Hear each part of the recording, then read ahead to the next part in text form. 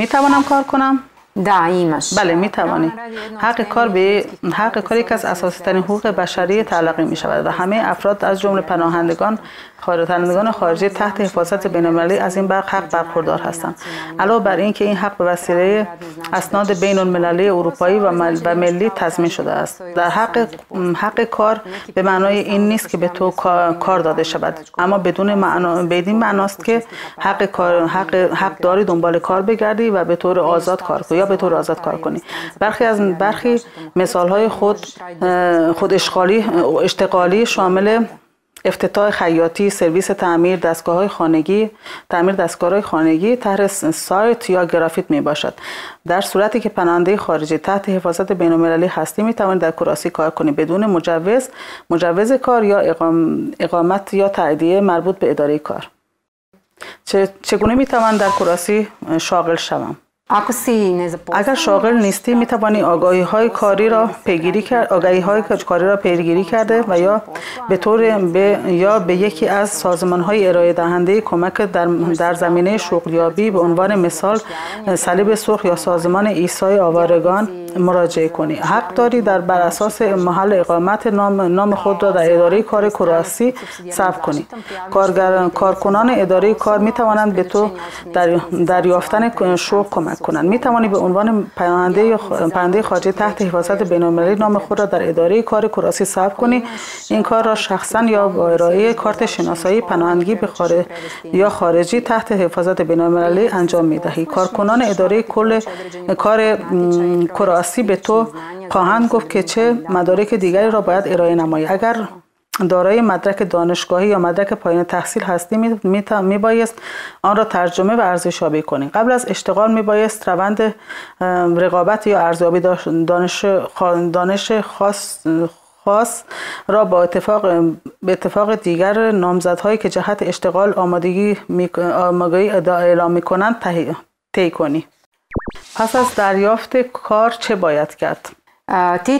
تو و کارفرمایت در ارتباط با جزئیات اشتغالی خود در جایگاه کاریت به توافق رسیدید.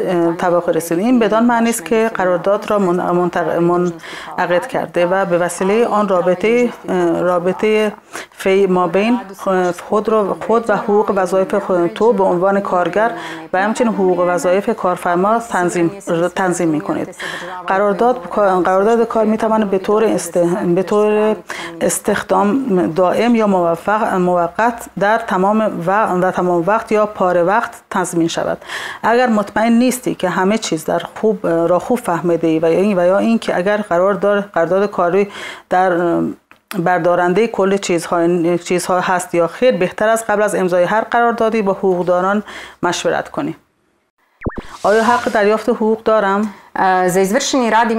حق دریافت حقوق برای کاری که انجام داری حق تو است. اگر در شرایط سخت کار میکنی یا اضافه کار داشته باشی، مانند شبکاری یا یک شنبه ها و عیدها در روزهای دیگری که موجب قانون تعطیل اعلام شده است کار کنی، حق داری اضافه حقوق دریافت کنی. حقوق خالص و ناخالص چیست؟ حقوق خالص مبلغی است که به عنوان کارگر در حساب بانکی خود دریافت می‌کنی. این مبلغ پس از برخورد عوارض دولتی که از جمله بیمه درمانی و بازنشستگی و مالیات‌های اضافه به تو تعلق می‌گیرد که ناخالص نام دارد. همچنین ناخالص یک نام دارد. ناخالص دو نیز وجود دارد که در آن کل هزینه‌هایی که کار تو برای کارفرماست. از این رو بسیار مهم است که وقتی در مورد میزان حقوق خود توافق میکنید دقیقاً توافق کنید که حقوق خالص و حقوق ناخالص چقدر است. اگر مطمئن نیستی که همه چیز را خوب فهمیده ای، بهتر است قبل از امضای قرارداد با حقوقدانان مرکز حقوقی صحبت کنی. حداقل حقوق چیست؟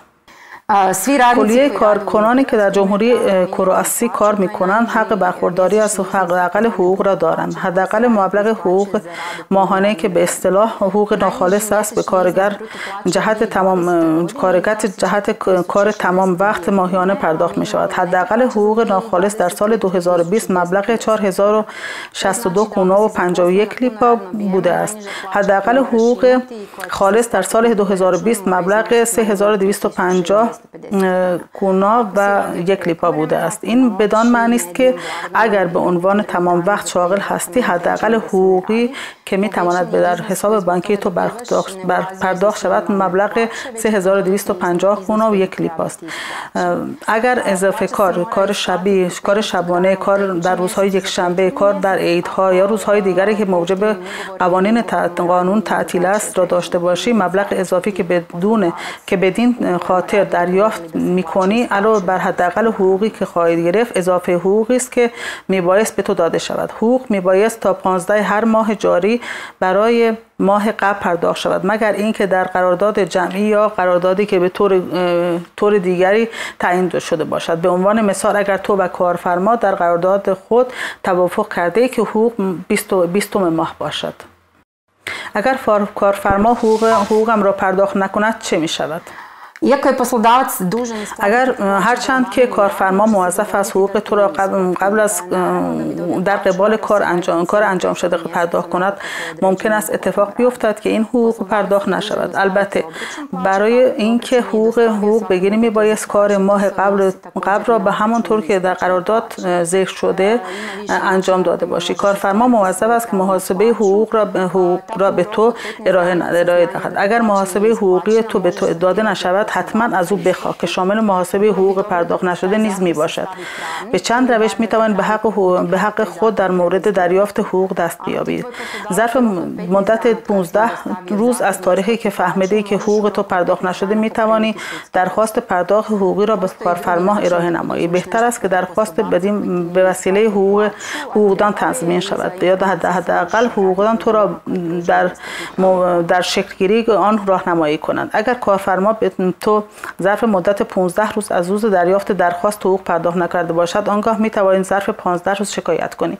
روش‌های دیگر هم وجود دارد که توسط آنها می توانی علیه کارفرما که حقوقت را پرداخت نکرده اقدام کنی. اطلاعات مربوط به آنها را می توانی از انجمن‌های ارائه کننده حقوق‌های رایگان دریافت کنی. ساعت کاری من شامل چه چیزهایی است؟ ساعت کاری تو شامل ساعتی است که در محل کار خود کار میکنی. اگر به صورت تمام کار میکنی آنگاه قاعدتاً 8 ساعت در روز کار میکنی. بیاد داشته باش که اگر حداقل 6 ساعت در روز کار کنی حق داری که در طول کار حداقل 30 دقیقه استراحت داشته باشی. استراحت 30 دقیقه این جزء ساعت کاری محاسبه می شود و همچنین حق تعطیلی هفتگی را داری. ساعت کار تمام وقت نمی تواند بیشتر از 40 ساعت در هفته باشد و اگر کمتر از آن کار کنی آنگاه به صورت پاره وقت شاغل هستی. در طول ساعت کار موظفی که تا کار را به موجب دستور عمل کارفرما انجام دهی و حالا چه در محل کار باشی یا در محل دیگری که کارفرما تعیین کرده باشد. حق تعطیلی سالیانه را دارم؟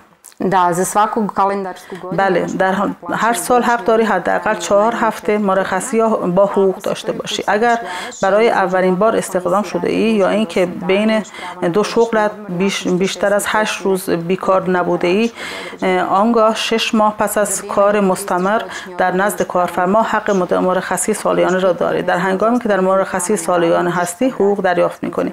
اگر در مورد تحقق حق کاری سوالی داری و می توانی به صلیب سرخ یا سازمان ایسا برای آوارگان حقوقدانان مرکز حقوق کشور کرواسی یا سازمانهایی که در زمینه حمایت از حقوق آوارگان فعالیت می کنند مراجعه کنی.